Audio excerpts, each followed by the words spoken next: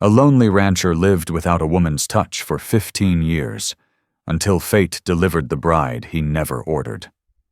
Montana Territory, 1884. The stagecoach rattled down from the mountain pass, its wheels striking hard against the frozen ruts that cut through the open prairie. Winter had not yet broken, though the days stretched longer, and the sun lingered just enough to turn the peaks gold before surrendering to the evening chill. Dust clung to the horses' manes, and the passengers inside swayed with every lurch of the coach. Among them sat Clara Whitmore, her gloved hands clenched around a letter gone soft from too much folding. She had read the words until they blurred, though she knew them by heart now. Promises of a quiet home, a chance to start again, a husband waiting with steady hands. The signature was scrawled in a hand that had seemed honest, though now she clutched it like a shield more than a comfort. When the driver finally reined the team to a halt near a stretch of rail fence, Clara pressed her face to the glass. A ranch spread wide across the valley, the land scarred but strong, with mountains rising watchful in the distance.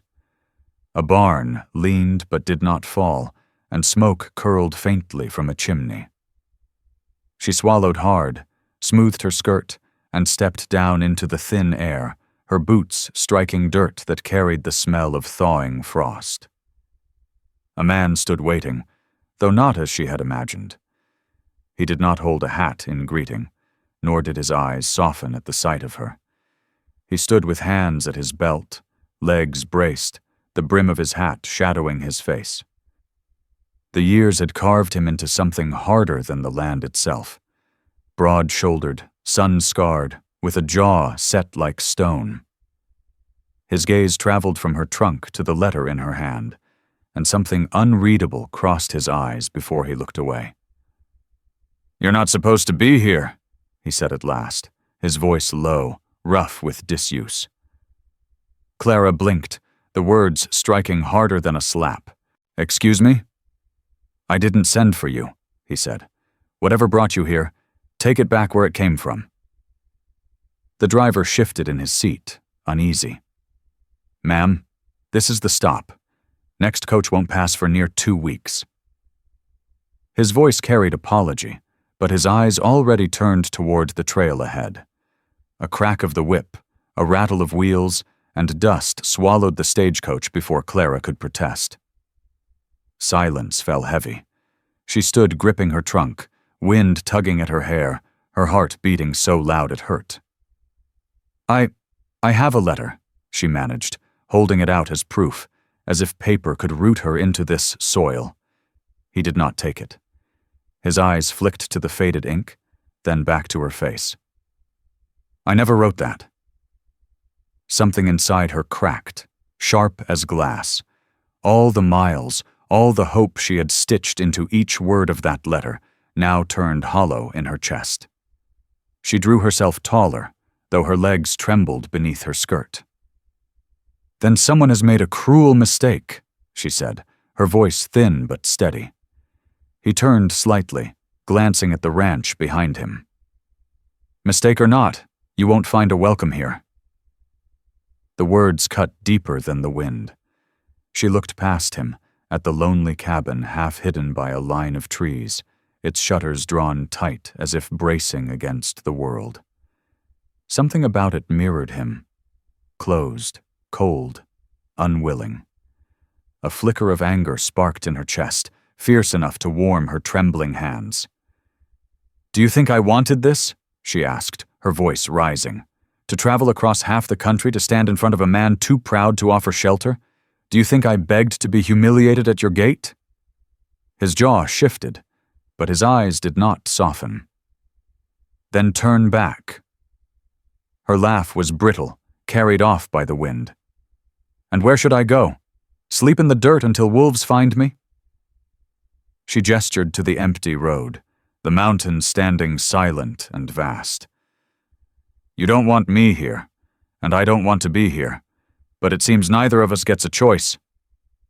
The rancher said nothing. Only the faint creak of the fence filled the silence between them. For a long moment it seemed he would walk away and leave her standing alone. But then he stepped forward, his boots stirring the dust at her feet. "One night," he said flatly. "You can have a roof for one night. After that, you find your own way." Clara's throat tightened, though she forced herself to nod. "One night," she repeated, clutching the handle of her trunk until her knuckles whitened. He turned, walking toward the cabin without looking back. His steps were heavy, slow, as though even this small concession cost him more than he wanted to give. Clara followed, her heart knotted with fear, anger, and something else she could not yet name. The door groaned open on rusty hinges, the air inside cool and smelling of wood smoke. Shadows pooled in the corners, a table scarred with years of use stood beneath the window, and a single chair rocked faintly, as if someone had left it mid-thought. "Set your things down," he said, his voice still sharp, still distant. "I'll bring in more wood." And just like that, he was gone again, leaving her alone with walls that felt as stern as the man who owned them. Clara lowered her trunk to the floor, the letter still crumpled in her hand, and sat heavily on the chair. The silence pressed close, reminding her that she was both unwanted guest and stranded soul. Outside, the sound of an axe struck steady into the dusk, each blow ringing across the empty valley. With every echo, Clara realized that she had not just arrived at a stranger's ranch. She had stepped into the heart of a man who had chosen loneliness for 15 years, and who would fight anyone who tried to unearth him from it. And for reasons she could not yet understand, her chest ached not only with humiliation, but with the faintest stirrings of defiance. He let her stay, but only in the spare room that smelled of dust and cedar. At supper he barely spoke, pushing beans across his plate while she ate in silence across from him. The fire cracked between them like a wall neither dared to cross. She tried to thank him, but his eyes stayed fixed on the worn boards of the table. It was not kindness that made him offer her shelter, she realized. It was duty, the sort a man carried even when his heart was sealed shut. The days that followed moved slow, filled with long silences and wary glances. At dawn, he rose to chop wood, feed the horses, mend the fences. She watched from the doorway, the chill cutting through her thin dress, wanting to help but not knowing how. When she stepped outside once with the bucket, he stopped her with a sharp look. "No need," he muttered, taking it from her hands. His voice was low, roughened by years without use. She swallowed her protest, retreating back inside. Yet something shifted in the small ways. She swept the floor, washed the tin plates, folded his shirts though he hadn't asked. He found them stacked neatly one evening and frowned, as if the sight unsettled him more than comforted him. Still, he didn't undo it. She tried to keep her distance, but every time the wind howled against the shutters, her heart leapt, fearing he might send her out into it. He never did. On the third night, a storm rolled over the valley, hard and unrelenting. The cabin shook under the weight of it. She lay awake listening to the roar, clutching her shawl tight, when she heard him rise. His boots thudded softly on the floorboards as he checked the latch, sealed the shutters, fed another log to the fire. Then he paused at her door. For a moment she thought he might speak, but the silence stretched. At last his shadow moved away, leaving her with a strange warmth. He hadn't said a word, but he had thought of her. By morning, snow lay heavy across the land, blanketing the fences and pressing down the roof. She went out with him then, against his protest, lifting bales with hands that blistered quickly. He shook his head at her stubbornness, but something like respect flickered behind his eyes when she didn't quit. When she stumbled, he steadied her without hesitation, his grip firm, his expression unreadable. That night, when her fingers bled from the rough rope, She hid them beneath her skirt. But he noticed. He brought out a small jar of salve, set it on the table without looking at her, then walked away. She touched the jar, stunned, her throat thick. No thanks were spoken, but she whispered one anyway. Neither trusted the other fully. He thought she was a burden that fate had thrown in his path. She thought he was a man carved from stone, too broken to ever soften. But in the quiet of those first days, when survival demanded they share space and silence, something fragile began to take root. Something both of them feared, and neither could deny. The thaw did not come quickly that year. The days blurred into gray skies and heavy silence, and inside the cabin, tension grew thicker than the smoke curling from the chimney. She tried to keep herself busy, patching old curtains, sweeping the hearth, boiling what little stew they had left. But the quiet between them gnawed at her, every glance from him sharp with unspoken doubt. One evening, as she folded the worn quilt on her bed, she caught him standing in the doorway. His hand rested on the frame, his jaw tight.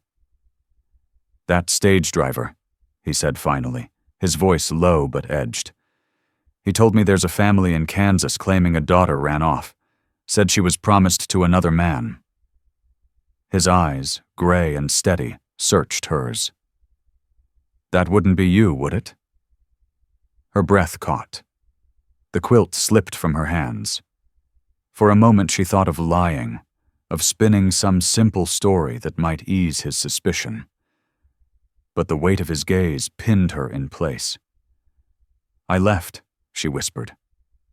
"I left because what waited for me wasn't a life. It was a cage." Her voice shook, but she forced herself to continue. "If that makes me guilty, then yes, I ran." He didn't answer. He only stepped back into the hall, leaving her with the sound of her own pounding heart. The door closed, and the silence pressed harder than ever. The next morning he worked the land with a new distance. He didn't look at her, didn't speak, only drove the axe into wood with force that echoed through the stillness. She carried water, mended fences, but nothing bridged the space between them. It was as though her confession had confirmed his worst fears, that she was trouble, a storm he had not invited. That night, unable to bear it, she stood by the hearth while he sat sharpening his knife at the table. The words spilled before she could stop them. "You think I came here to deceive you, to steal something, but I had nowhere else to go." Her hands trembled as she gripped the chair. "I never asked for your pity. I only hoped for a chance to survive." The knife stopped. He looked up, eyes unreadable. For a long moment nothing moved but the fire. Then he set the blade down and rose, slow and deliberate. His boots crossed the floor until he stood before her. She braced for anger, for rejection. Instead, he reached past her, took the kettle from the hook, and poured her a cup of tea. He placed it in her hands without a word, then turned away. Her throat tightened. It was not forgiveness.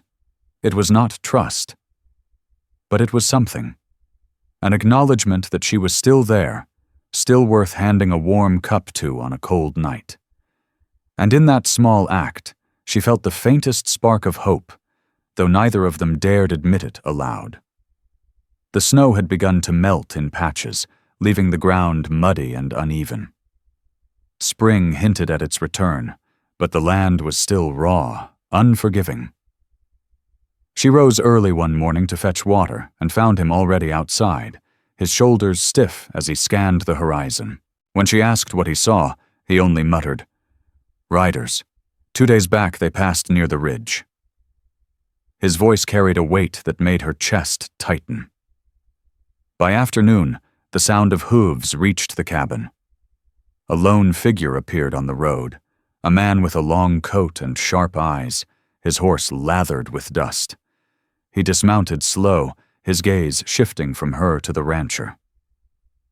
"Heard there's a woman out here doesn't belong," he said, his tone slick with knowing. "Some folks are willing to pay to see her returned." She froze, her hands clenching around the shawl at her shoulders. The rancher said nothing at first, only stepped closer, his frame a barrier between her and the stranger.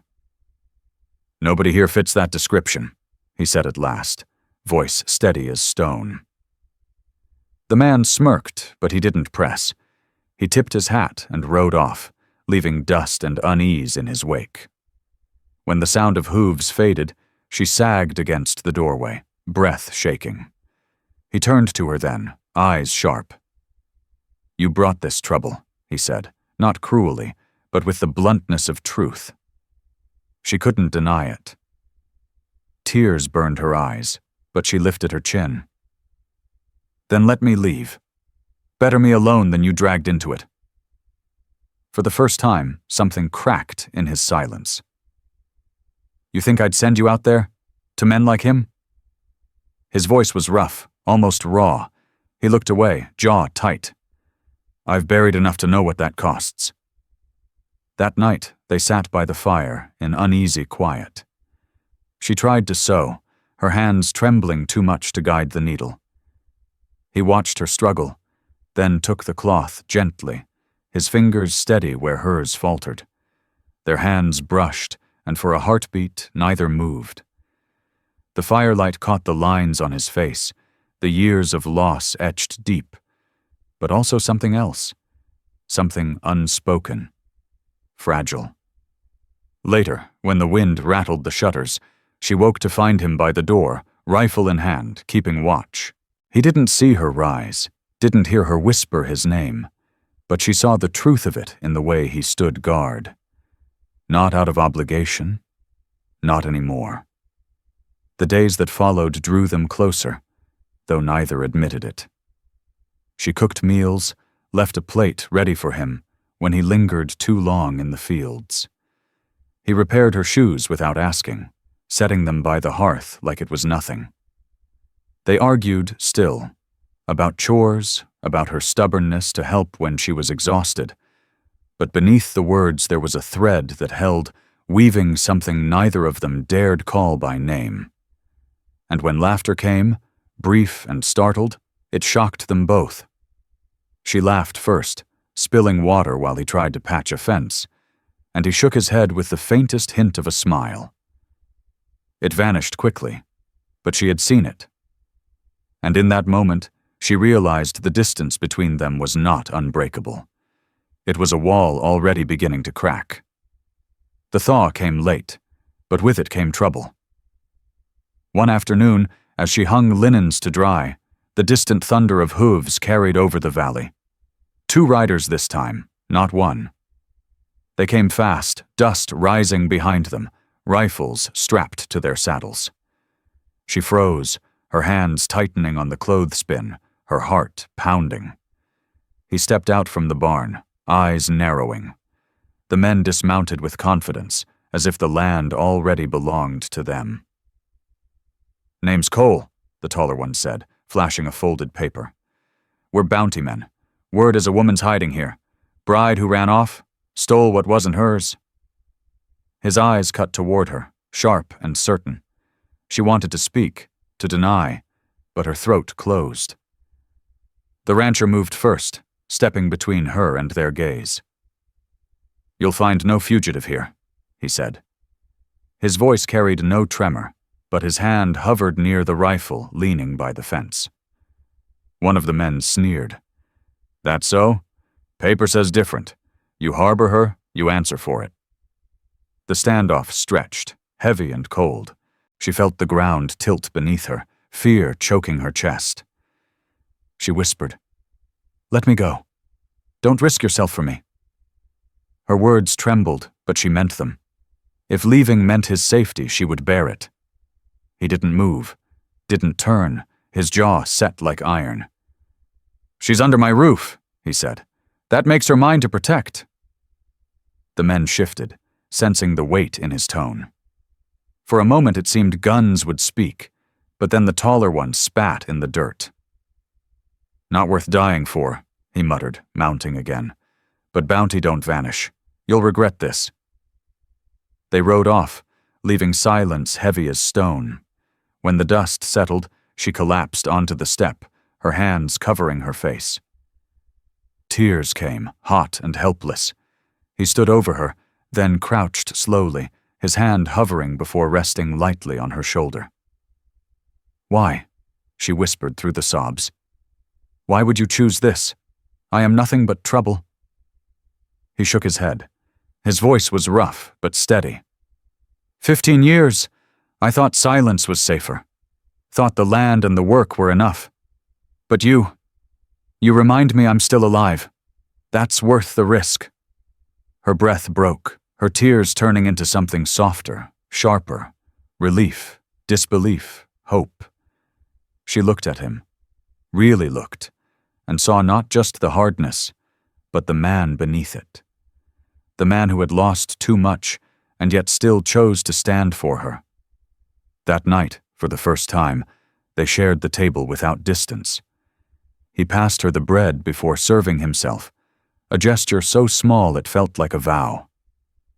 She smiled, faint but real, and he allowed himself to return it. No words were spoken, but something settled between them.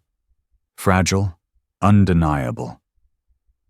Weeks later, the valley bloomed green, wildflowers pressing through the thawed earth.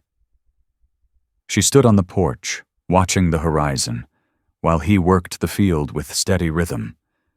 The house no longer felt like a stranger's walls. It felt like shelter, like the beginning of something chosen. And though neither spoke of love, it lived in the silence between them, in the way he left her boots by the fire, in the way she mended his coat, in the way their eyes lingered too long when the evening sun dipped behind the ridge. The lonely rancher, who hadn't touched a woman in 15 years, had not asked for fate to deliver a bride. But when she arrived, unwanted and unexpected, he found in her not just a burden, but the one soul who made the silence bearable again.